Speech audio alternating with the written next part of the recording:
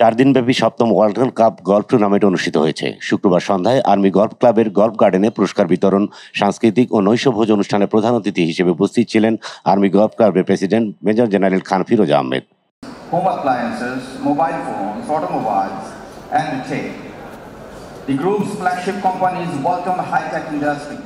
এ সময় ওয়ালটন গ্রুপের পরিচালক S M. Nurul Amin Rezvi, army golf ক্লাবের প্রধান নির্বাহী brigadier general Syed Ahmed Ali, tournament কমিটির chairman brigadier general Akhtar Shahid, golf captain colonel Mohammad Shariful Islam, সদস্য সচিব লেফটেন্যান্ট কর্নেল সাইফুল ইসলাম এবং আর্মি গলফ ক্লাবের পরিচালক অবসরপ্রাপ্ত লেফটেন্যান্ট কর্নেল মোহাম্মদ গোলাম মঞ্জুর সিদ্দিকী, কার্যনির্বাহী কমিটির সদস্যবৃন্দ ও অন্যান্য বিশিষ্ট ব্যক্তিবর্গ উপস্থিত ছিলেন। অ্যামেচার গলফারদের নিয়ে আয়োজিত 5টি ক্যাটাগরিতে টুর্নামেন্ট অনুষ্ঠিত হয়। বিভাগগুলো হল রেগুলার, ভেটারান, সিনিয়র, লেডিস ও জুনিয়র।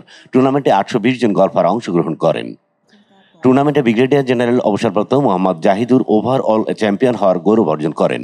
এছাড়াও ভেটারান উইনার অবসরপ্রাপ্ত wing commander M Saiful Islam, senior winner অবসরপ্রাপ্ত brigadier general G M. Kamrul Islam, lady winner missus Sharmin Jahangir এবং junior winner master Khan Farhan Ahmed পুরস্কারপ্রাপ্ত হন।